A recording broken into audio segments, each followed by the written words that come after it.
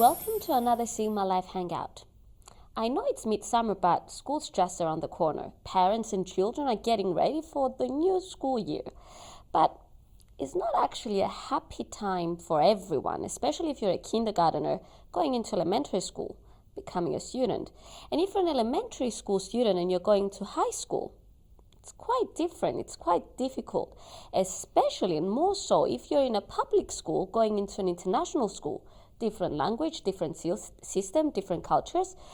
Today we're discussing the issue with principal of both junior and senior school, Miss Debora Duncan. Hello and welcome. Thank you.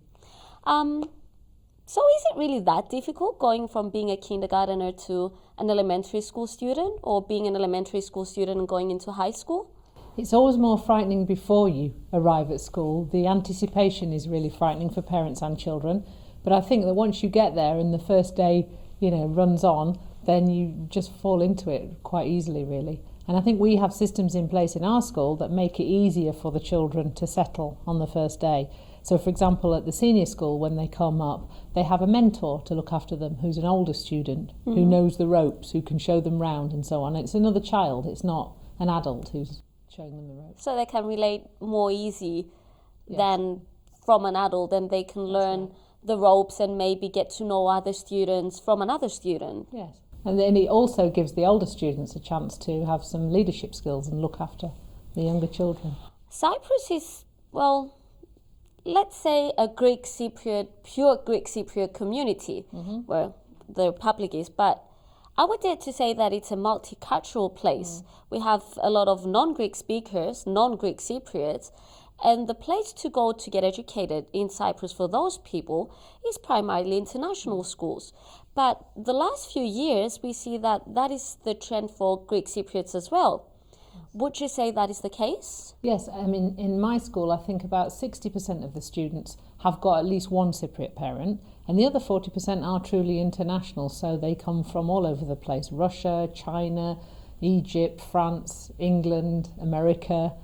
So we are really an international school. What is an international school? Is an international school defined by the students, that they come from different countries, different backgrounds, or is it the actual curriculum that makes it an international school?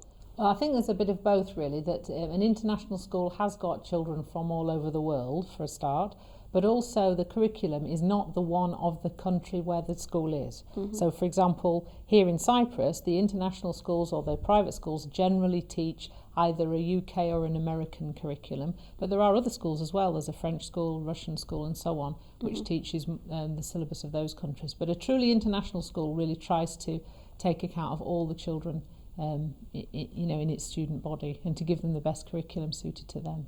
And culturally wise? Well, what we try to do at both the junior and senior school is make them global citizens, make them aware of the world around them, but equally keep them grounded in what's happening in the local country.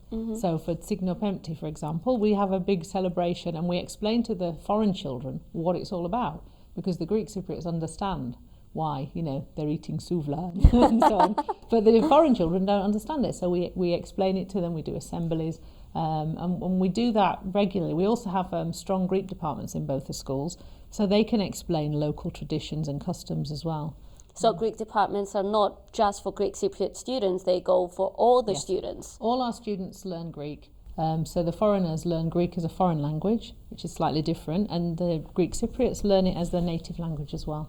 And to a high standard too. So not just English. I would imagine being an international school, languages have to be a core subject for all the students.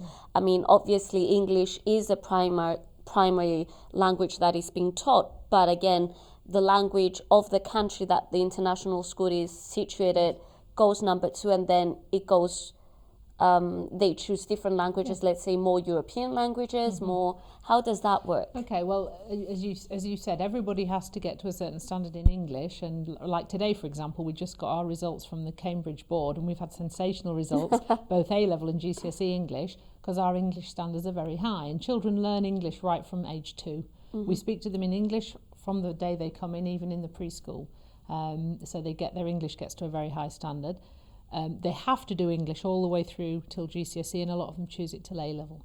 They also then can choose, they have to do a language at GCSE, either English or Greek or French. So we have French and we have Spanish as well.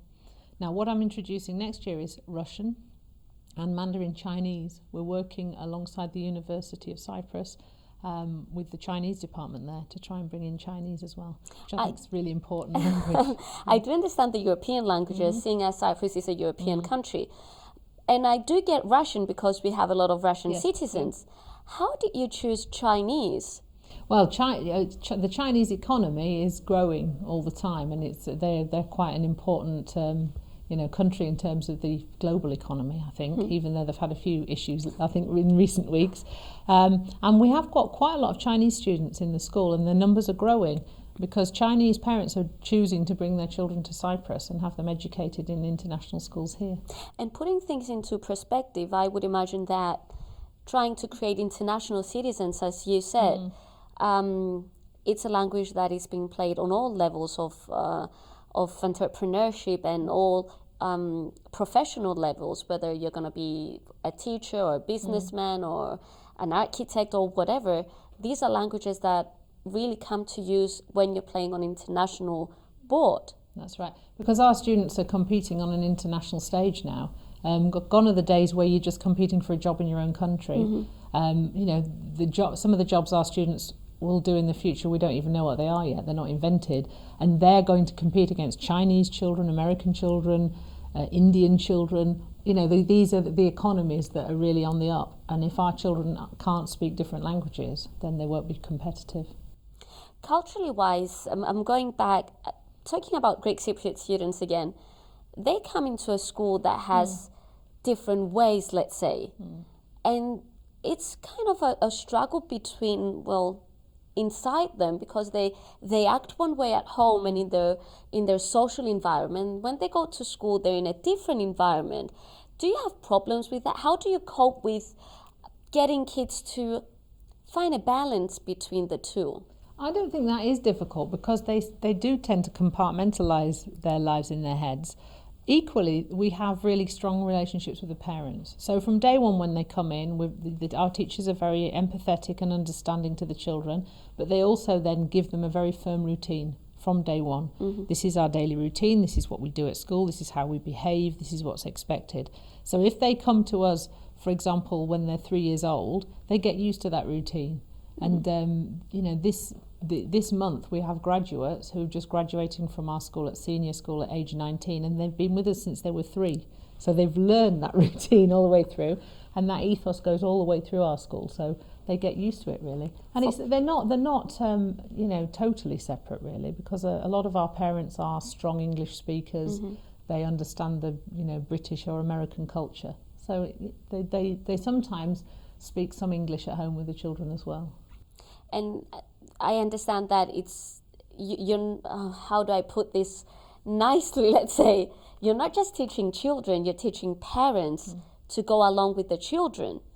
If a children is expected to act a way in school, there's no separation with what happens at home. We need to teach the parent as well to keep aligned with what is expected from the kid at the school. I wouldn't say we were teaching parents. I would say we're working in partnership with them really, because if they're both the parent and the school talk about a problem or a situation and agree together a way forward, that's a very strong position, and that means that the child will then more likely to do what we ask them to do because the parent is agreeing with the school. So that's what we try and do. We try and bring in parents, talk to them and agree a way forward. But we do have our standards, and we do have expected standards of behaviour, of course. And that goes for the high school as well, for senior school. Is that harder because you get teens coming in from, let's say, public schools and different cultures? If they come from another country and they've never been into an international school, they bring with them their culture and their ways of acting and studying and their standards, let's just say. Is that harder when teenage years come to play as well? Well, it's always difficult dealing with teenagers, but really it's about boundaries. It's just the same as with small children. They need to know where the boundaries are and which boundaries they can't cross. We do try and have a dialogue with our teenagers. We have a very strong student voice and student council, so they get to have a say, because I think with teenagers, if they feel they're not being heard, that's when they become disruptive. If they feel they have a say and their point of view has been taken into account, even if they don't get their own way, at least they've been heard, then they're more likely to come along with you. The other thing is with international culture, we try and embrace that. So, we have things like assemblies on Chinese New Year or something, or things to do with different faiths. So we keep celebrating all the children and where they're from. In terms of their study habits, though, we have got very strict expectations about studying hard. And we do find that once they've been with us a few months, they get into that habit quite quickly, because the other children around them, so by osmosis, they just start to learn what the expectations are. International schools are an international trend, I would say. We see the public sector shrinking and shrinking in terms of new students, because parents seem to realize that it's not just about your country anymore. Children, you said yourself that they might go out for jobs that haven't even been invented yet, and they're most probably going to be in bigger countries, greater economies, and they tend to prepare their children in this way. Would you say that international schools are the model for the future school in general, both private and public? I don't really think that they are a particular model. I think that really it depends on what country you're in and what your expectations are for your child. But I think this idea of, even in the UK, where I've got most of my experience, a lot of state schools are very international places, because the community in the UK now is very multicultural. So children are used to mixing with children from all different backgrounds, faiths and beliefs and languages. So I think that is ideal for children, because otherwise, if a child is brought up in a school where there's only one language, one faith, one ideology, or whatever, then that's when they become bigoted, and that's when you get issues between, of racism and of hostility between different groups. So I think if a child's brought up in an international environment, they will become tolerant, fair-minded people in the future. There's been a lot of talk in Cyprus, particularly, that we want to make the island an educational center for the surrounding countries. Would you say that that's feasible? Yes, I think that's a really good idea, and I think as Cyprus comes out of the crisis, shall we say, that's a very good idea in terms of a sector, really, an educational sector. There's a lot of expertise already on this island, a lot of good schools, a lot of good teachers in both the state sector and the private sector, who could really, attract international students to the island. And what a lovely place to live and grow up and be a young person. It's a great place to be. So for young parents that have young children, school-age children, would you say that Cyprus would be ideal for them to choose to come and maybe work from Cyprus, have their children being educated in Cyprus, work somewhere else? Would you say that could happen? That's a nice model. I mean, because they can access a lot of parts of the Middle East and nearby countries from here. And it does feel a very happy and safe place to be. There was a survey done a few years ago about children's levels of happiness. And the levels of happiness recorded by children in Cyprus was much higher than the UK. Because I think they have a nice life here, that they have some freedom, it feels very safe. It's still a very safe place in terms of levels of crime and so on. Parents feel free letting their children start to go out and, find their feet. So I think it's a lovely place, and it's a nice place to base yourself here, and you can access a lot of parts of the world. Thank you. Just before we say goodbye, to those parents and those students that are going to go into school for the first time, an international school for the first time, whether they are elementary school students or high school students, what would you tell them? Well, I would say don't be frightened, don't be worried, because it's a fantastic experience, and the school community will be very friendly towards you, look after you. You'll quickly learn the language and settle into the routine, and obviously you'll really love your school life. And I would just add to that, just keep your eye on your target, think over the great things you can achieve after that. Okay, yeah, I mean, we're always telling children about their dreams and that they can achieve anything they want with hard work, determination and commitment, and with our support, they can do what they want in life, go anywhere. Thank you so much for being here. Thank you so very much for your time and your advice. Thank you very much. Thanks for having me. And thank you for watching.